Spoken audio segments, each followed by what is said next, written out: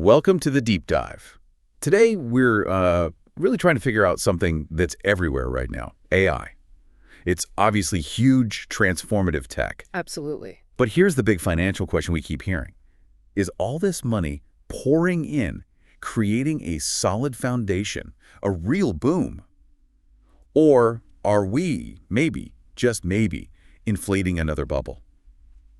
Okay, let's unpack this. Yeah, let's get into it. Our mission today, our deep dive, is really to sift through the source material. We want to trace the forces driving this massive AI investment. See where the money's coming from and why. Exactly. And look at the historical parallels, the things that kind of scream risk. The warning signs. And then pull out the practical stuff. The strategic choices leaders like you need to think about, whether you're, running a startup or managing corporate infrastructure. And look, for you listening, getting this perspective is critical. I mean, capital is moving incredibly fast right now. Unprecedented speed. Yeah. Huge infrastructure commitments are being made. And the global competition, it's intense. Right. You just can't afford not to have a clear view on the risks and, frankly, the real opportunities in this whole AI race anymore. Okay, so let's jump right in. Those financial patterns. The things that are, let's say, raising some eyebrows. The sources suggest it's not just typical tech investment, it feels like a mix of geopolitics and a frantic financial race, all rolled into one. It really does. And what's striking is how tangled up these deals are getting. Super complex, very interconnected. Like that late September 2025 example. Exactly. You had NVIDIA saying they'd put potentially, $100 billion into OpenAI for data centers? Right, a massive number. And then, almost in the same breath, OpenAI commits to buying millions of NVIDIA chips, presumably for those same data centers. And it didn't stop there, right? Days later, OpenAI did a similar huge deal with AMD. That's right. It prompted Bloomberg, as the source notes, to call it this increasingly complex and interconnected web. Okay, interconnected web sounds impressive, maybe. But what's the actual financial fragility there? Why is that structure potentially risky? Well, the analysis points to something pretty specific. It looks a lot like the circular financing we saw back in the late 90s, the dot-com era. Ah, okay. Explain that a bit more. It's sort of an echo chamber, right? You have vendors and clients essentially propping up each other's market value. How so? By making these huge commitments to buy from each other. It creates this cycle that inflates valuations for both companies, and this is key, it's happening without necessarily bringing in fresh revenue from real outside customers right away. So it kind of hides the true cost, or maybe the lack of actual return outside that closed loop. Exactly. It can mask the true cost of acquiring customers, or worse, it might hide the fact that there isn't strong external demand yet to justify the spending, and if one part of that web stumbles, The whole thing could unravel pretty quickly. That's the risk. High susceptibility to shocks if one major player falters. That dot-com comparison, especially with the telecom crash back then, feels really relevant because the internet was revolutionary. The tech wasn't the problem. No, the tech was absolutely real. The problem was timing and, how the money was thrown around. Right. Massive amounts of capital poured into building out fiber optic networks, miles and miles of it. Betting on huge demand. Huge immediate demand. But enterprise adoption, the actual use of all that capacity, lagged way behind the build-out. Bankruptcies, cascading failures across the sector because the demand didn't show up fast enough. And today, you could argue we're seeing a similar dynamic, huge bets on chips and models. While the main enterprise market is still moving pretty cautiously. Very cautiously. That's the potential mismatch. And there's the concentration issue. That seems pretty stark, too. It really does. The Magnificent Seven tech giants, they now make up over a third of the S&P 500's value. Over a third. Wow. Yeah.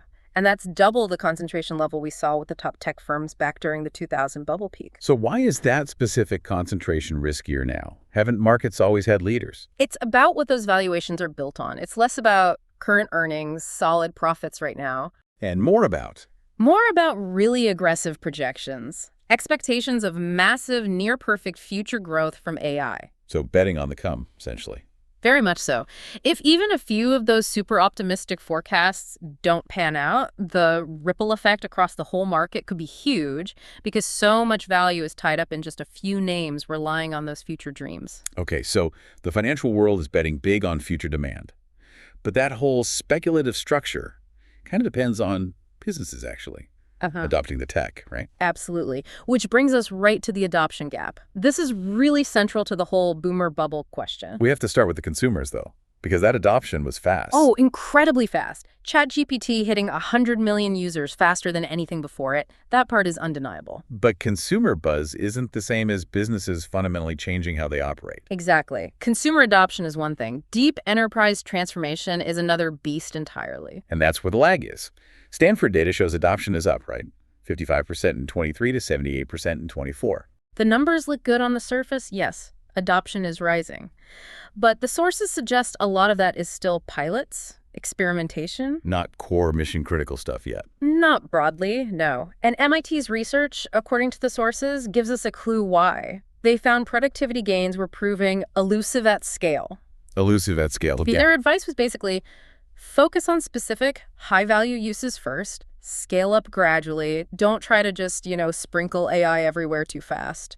Makes sense. So what are the big roadblocks, the practical things holding enterprises back? They're pretty fundamental, actually. Things like data privacy concerns, reliability, can this thing actually do the job consistently? Compliance, regulation. Huge ones, especially in sensitive industries. Then there's security, obviously. And underlying it all, the financial risk. Meaning sinking enormous amounts of capital into AI infrastructure that might become outdated really quickly, or that just doesn't deliver the promised ROI. It's a big gamble for established companies. So if businesses are still, carefully testing the waters, while the VCs and the big cloud providers are building this giant AI swimming pool. Fueled by that circular financing we talked about. Exactly.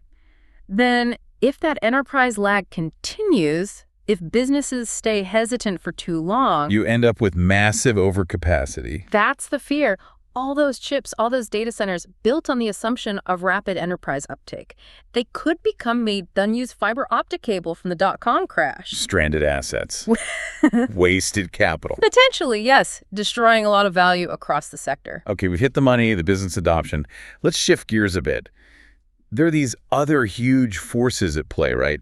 Things beyond balance sheets. Definitely. You've got global politics basically pushing the accelerator down. And then physical reality sort of tapping the brakes. That's a good way to put it. The geopolitical factor is maybe the strongest non-market force here. How so?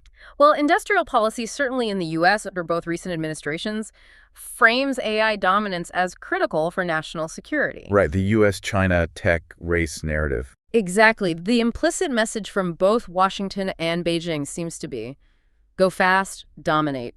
Caution and efficiency are maybe secondary concerns right now. And it's not just the U.S. and China. No, you see it globally. China's pouring state money into its AI champions. Europe is worried about being left behind by regulation, so they've launched things like the AI Continent Action Plan, that $1 billion apply AI fund. Sovereign wealth funds too, right? Making huge bets. Yes, and they're often deliberately betting ahead of proven adoption. They see it as a long-term strategic necessity, not just a short-term investment based on current demand. So policy and big strategic money are all pushing for speed. Flooring the accelerator, as you said. But the machine itself is hitting some very real physical limits. Okay. The sources talk about this interesting shift. The old constraints in AI used to be things like compute power, having enough data, finding enough talent, mostly intellectual scaling challenges. Algorithms, data scientists. But now we're bumping up against hard limits on physical scaling. The sources argue there's a new triad of constraints replacing the old one. A new triad. Okay, what is this triad? Because this seems really key to figuring out what's sustainable versus just speculative hype. The new triad, according to the analysis, is land, labor, and energy. Land, labor, energy. Okay, break those down. Why are they bottlenecks? All right, first, land. Data centers are huge. They need enormous physical sites. Sure. Plus, they need easy access to massive amounts of power and often water for cooling. This is leading to more pushback from local communities, longer fights over zoning. It's getting harder to find suitable spots quickly. Okay, land. What about labor? I thought the issue was AI engineers. That's still a factor, yes. But the bottleneck here is broader. It's the skilled trades. Electricians, construction crews, specialized technicians. The people who physically build and maintain these incredibly complex, massive facilities, there just aren't enough of them in the right places. Interesting. Okay. Land, labor, and the third, energy. That one feels like it's everywhere in the discussion. It absolutely dominates. Goldman Sachs, cited in the source, Projects that just U.S. data center power consumption is set to double by 2030. Double. That's enormous. It's a fundamental threat to the economics of scaling AI. Where does all that power come from? And at what cost? Without cheaper, reliable, ideally sustainable energy sources at scale, the availability and price of power could seriously cap how fast this AI revolution can actually happen. So the smart companies, the ones thinking long-term, they're already planning around this new triad. Precisely. The sources suggest that the winners, the ones who capture durable value, will be those locking in long-term energy contracts now. Makes sense. Or investing in partnerships with trade schools to build that skilled labor pipeline. Right. And working proactively with communities on land use issues from the start, not fighting battles later. Right. It's about mitigating these physical bottlenecks. That becomes a huge competitive advantage, maybe more than having the absolute latest chip. Okay, that's a compelling case for caution, for focusing on these physical limits. But we should be balanced here. Not everyone is predicting a crash. There are strong voices arguing this investment is justified. Absolutely. There's a strong optimist camp. You look at someone like NVIDIA CEO Jensen Huang, he doesn't see a bubble. What's his take? He argues the demand is structural, fundamental. He compares this build-out to the beginning of a new industrial revolution, not just a cyclical boom. And Sam Altman at OpenAI, he's obviously pushing for more infrastructure. Right. He's basically said this level of investment is absolutely necessary to get to the next stage, to what he calls agentic AI. Agentic AI. So what does that mean in terms of infrastructure needs? Why does it demand so much more than, say, current chatbots? It's about complexity and continuous operation.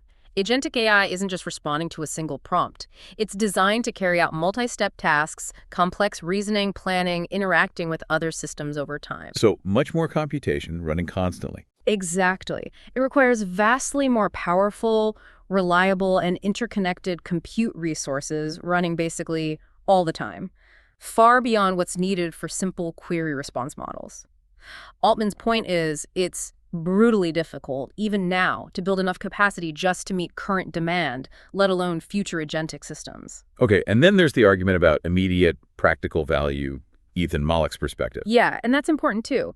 Mollick focuses less on the moonshots and more on the practical day-to-day improvements AI is already enabling in workplaces. Like making thousands of small everyday tasks maybe 10% faster or easier for millions of employees. These aren't revolutionary leaps overnight, but those small gains add up. They accumulate across the economy. So cumulative efficiency gains building over time. Exactly. That builds a real economic foundation, even if it's not as flashy as some of the hype. Okay, so it seems like whether there's a big market correction or not, the underlying technology isn't going away. It's going to have an impact. Which brings us to the bottom line for you, the listener, the leader. Bubble or no bubble? How do you navigate this? How do you capture real, durable value from AI? Well, the consensus from the analysis seems to be focus and rigor are key. Don't just chase the hype.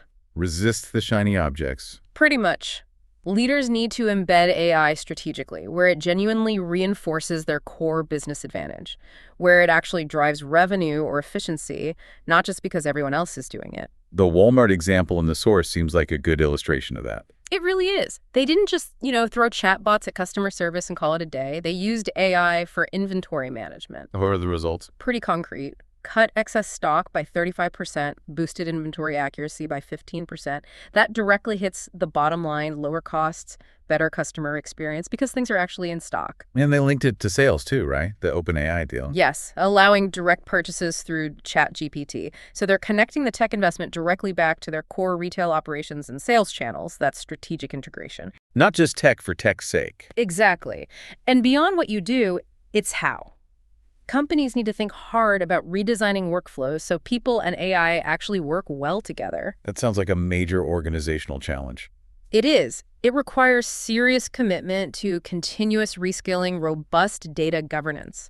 It's not a quick fix. Enterprise transformation takes years. Trying to rush it because of market pressure or geopolitical fears is probably a recipe for failure. And the last piece seems to be about governance, shaping the rules of the road. Yeah, the sources highlight this. Leaders who get involved early in developing governance frameworks, maybe through regulatory sandboxes, industry partnerships, public-private initiatives, they gain influence. How does that help? It helps ensure that as AI adoption accelerates, it does so in a way that builds trust and resilience. It's about matching the speed of innovation with thoughtful guardrails. That's also part of capturing durable value. So it's not just about spending more money faster than the next guy. No. If you only see this as an AI spending race, you're missing the bigger strategic picture. Building the tech and building the governance model to support it safely and fairly. That's the real challenge. Okay, let's try to wrap this up. We've explored this huge tension today. On one hand, AI's potential seems almost limitless. Transformative, no doubt. But on the other hand, the financial foundation supporting it right now, look, well, fragile. Driven by maybe speculative financing, definitely by geopolitical competition, and policies that seem to favor speed above all else. And history does offer a lesson here, doesn't it? Bubbles mostly mess with timing and expectations. They inflate things, then they pop. But they don't usually kill the underlying technology if it's real. Exactly. Ignoring AI entirely probably means risking obsolescence down the line. So success isn't just about having the tech. It's about disciplined adoption, pragmatic management, and really paying attention to those core infrastructure challenges. So what's the final takeaway? What does this all mean for you trying to make decisions in this environment? Well, look, this moment feels like a crossroads. It'll likely be remembered either as the real beginning of a durable AI-powered economy or as a period of massive financial overreach, speculation, and ultimately a lot of wasted investment, stranded assets. And the deciding factor might be the decisions being made right now, especially around those physical constraints we talked about, securing land, developing labor skills, locking in affordable energy, how well companies and governments manage that new triad, that could be what ultimately determines which path we go down. So the question for you to really chew on is, which way are today's decisions on land, labor, and energy pushing us? Towards a sustainable AI future or towards a repeat of past bubbles?